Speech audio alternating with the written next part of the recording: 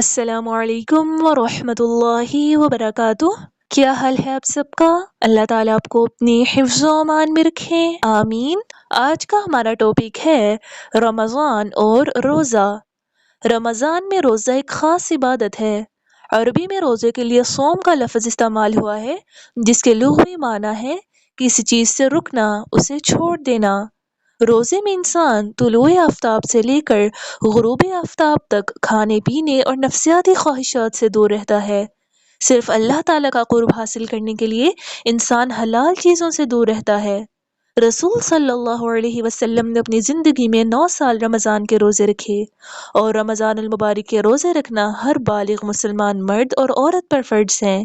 اللہ تعالیٰ نے قرآن مجید میں فرمایا، بس تم میں سے جو اس مہینے کو پائے تو چاہیے کہ وہ اس کے روزے رکھے۔ اب روزہ رکھنے کی کیا فوائد ہیں؟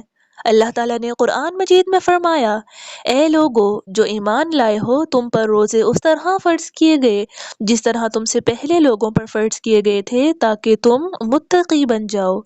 پھر روزہ داروں کے لیے جنت میں ایک خاص دروازہ ہے۔ رسول صلی اللہ علیہ وسلم نے فرمایا، جنت میں ایک دروازہ ہے جسے ریان کہا جاتا ہے۔ قیامت کے دن آواز دی جائے گی، کہا جائے گا، روزہ رکھنے والے کہاں ہیں؟ چنانچہ جو شخص روزہ رکھنے والوں میں سے ہوگا وہ اس دروازے سے داخل ہو جائے گا، اسے کبھی پیاس نہیں لگے گی۔ پھر روزہ آگ سے بچاؤ کا ذریعہ ہے۔ رسول صلی اللہ علیہ وسلم نے فرمایا، جو شخص اللہ کے راستے میں ایک دن کا روزہ رکھے گا، اللہ تعالیٰ اس کے بدلے اس کے چہرے کو آگ سے 70 سال کی مسافت پر رکھے گا۔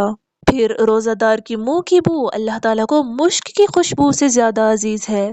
پھر روزے کا کیا اجر ہے؟ رسول صلی اللہ علیہ وسلم نے فرمایا، اللہ تعالیٰ فرماتے ہیں کہ انسان کا ہر نیک عمل خود اسی کے لیے ہے، مگر روزہ وہ خاص میرے لیے ہے اور میں ہی اس کا بدلہ دوں گا۔ اور رسول صلی اللہ علیہ وسلم نے فرمایا، روزہ جہنم سے بچانے والی ڈھال ہے، جس طرح لڑائی میں تم میں سے کسی کی ڈھال ہوتی ہے۔ مطلب روزے کی وجہ سے انسان بہت سے گناہوں سے بچ جاتا ہے۔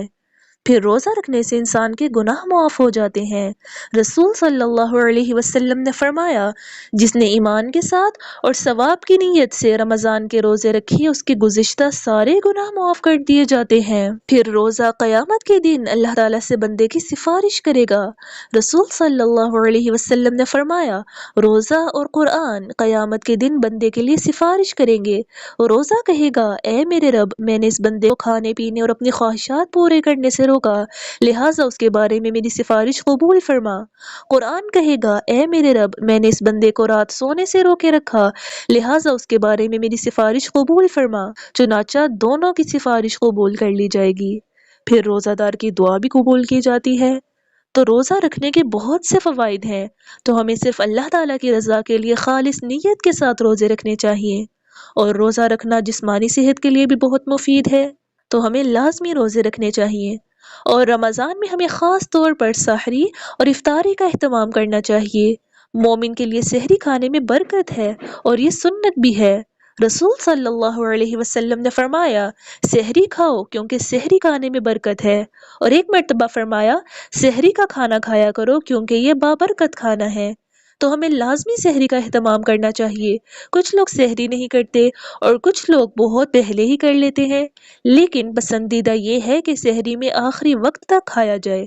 اور آپ جانتے ہیں رسول صلی اللہ علیہ وسلم نے فرمایا، کھجور مومن کی بہترین سحری ہے۔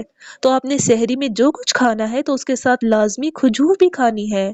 پھر جب آپ سحری کھا کر روزہ رکھیں تو سارا دن اللہ تعالیٰ کی عبادات کریں، اچھے کام کریں، اور پھر مغرب کے وقت افطار کا اہتمام کریں۔ سحری میں ہمیں تاخیر کرنی چاہیے، جبکہ افطار جلدی کر لینا چاہیے، کیونکہ رسول صلی اللہ علیہ وسلم نے فرمایا، جب تک لوگ افطار میں جلدی کرتے رہیں گے بھلائی پر رہیں گے۔ اور ہمیں روزہ کھجور سے کھولنا چاہیے، کیونکہ رسول صلی اللہ علیہ وسلم کھجور کھا کر روزہ افطار کیا کرتے تھے، اور اگر کھجور میسر نہ ہو تو پانی پی کر روزہ افطار کر لیتے۔ اور اس بات کو یاد رکھنا ہے کہ سحری اور افطاری میں ہمیں اعتدال سے کھانا ہے اور متوازن غذا کا استعمال کرنا ہے۔ اب ہم دیکھتے ہیں کہ روزہ کن چیزوں سے ٹوٹتا ہے۔ سب سے پہلے جان بوجھ کر کھانے پینے سے روزہ ٹوٹ جاتا ہے، پھر جان بوجھ کر قے کرنے سے روزہ ٹوٹ جاتا ہے، پھر اگر جان بوجھ کر کلی کرتے ہوئے یا ناک میں پانی ڈالتے ہوئے پانی اس قدر اوپر چڑھا لیا جائے کہ وہ حلق میں پہنچ جائے تو اس سے بھی روزہ ٹوٹ جاتا ہے۔ پھر ناک یا کان میں دوا ڈالنے سے اگر دوا حلق یا معدے تک پہنچ جائے تو اس سے بھی روزہ ٹوٹ جاتا ہے۔ اور کن چیزوں سے روزہ نہیں ٹوٹتا؟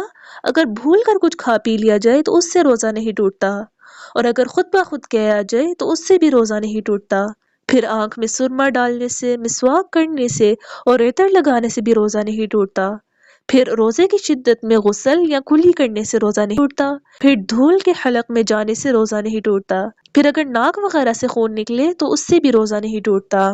تو آپ نے ان سب چیزوں کو یاد رکھنا ہے اور اس بات کا خیال رکھنا ہے کہ جان بوجھ کر کوئی روزہ نہیں چھوڑنا چاہیے، کیونکہ رسول صلی اللہ علیہ وسلم نے فرمایا جو شخص بغیر شرعی عذر کے رمضان کا ایک روزہ چھوڑ دے تو چاہے پھر وہ زندگی بھر روزے رکھتا رہے تو وہ اس روزے کا بدل نہیں ہو سکتے، اور اگر کوئی شدید بیمار ہو یا مسافر ہو تو اس صورت میں روزہ چھوڑا جا سکتا ہے، لیکن بعد میں اس کو لازمی رکھا جائے گا۔ اور اس ٹاپک کے حوالے سے اب آپ نے ایک ایکٹیویٹی بنانی ہے، اور ایکٹیویٹی کا نام ہے روزہ نہیں ٹوٹتا۔ آپ نے اپنی ڈائری پر وہ امور لکھنے ہیں جن سے روزہ نہیں ٹوٹتا، مثلاً آنکھوں میں سرما ڈالنا، غیر ارادی طور پر قے کرنا، عطر یا پرفیوم لگانا، غیر ارادی طور پر کسی چیز کا حلق میں چلے جانا، ٹھنڈا رہنے کے لیے غسل کرنا، دھول اور گندگی کا حلق میں جانا، بھول کے کچھ کھا پی لینا، جسم پر تیل ملنا، ان سب چیزوں سے روزہ نہیں ٹوٹتا۔ اب آپ نے ان تمام چیزوں کو اپنی ڈائری پر لکھنا ہے، اور اس ایکٹیویٹی کا مقصد یہ ہے کہ آپ کو ہمیشہ یاد رہے کہ کن کاموں سے روزہ ٹوٹ جاتا ہے اور کن کاموں سے روزہ نہیں ٹوٹتا۔ تو اب آپ نے اس ایکٹیویٹی کو بنانا ہے۔ اللہ تعالیٰ آپ کی مدد کریں، آمین۔ السلام علیکم ورحمۃ اللہ وبرکاتہ۔